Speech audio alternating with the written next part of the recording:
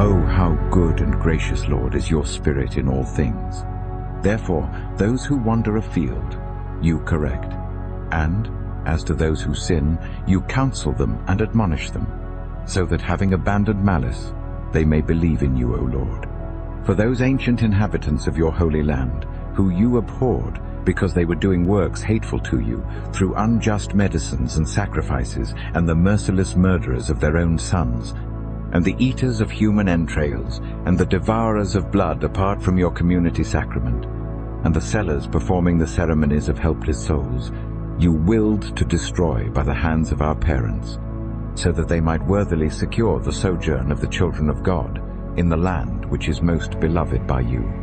Yet, so that you were lenient even to these men, you sent wasps, forerunners of your army, so that you might destroy them little by little, not because you were unable to subdue the impious under the just by war or by cruel beasts, or with a harsh word to exterminate them at once. But in judging by degrees, you were giving them a place of repentance, not unaware that their nation is wicked, and their malice is inherent, and that their thinking could never be changed. For this offspring was accursed from the beginning. Neither did you, fearing anyone, give favor to their sins. For who will say to you, what have you done? Or who will stand against your judgment? Or who will come before you as a defender of unfair men? Or who will accuse you if the nations perish which you have made?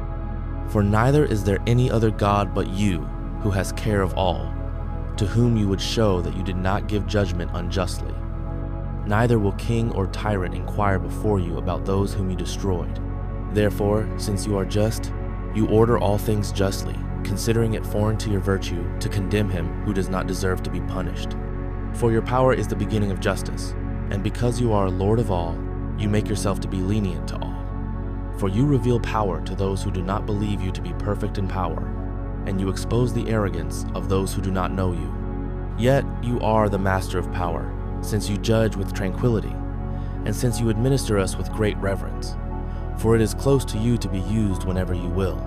But you have taught your people, through such works, that they must be just and humane, and you have made your sons to be of good hope, because in judging, you provide a place for repentance from sins.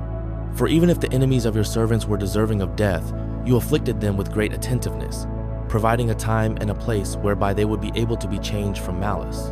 With what diligence, then, have you judged your sons, whose parents you have given oaths and covenants in good faith? Therefore, while you give us discipline, you give our enemies a multiplicity of scourges, so that in judging we may think on your goodness, and when we are judged, we may hope for mercy.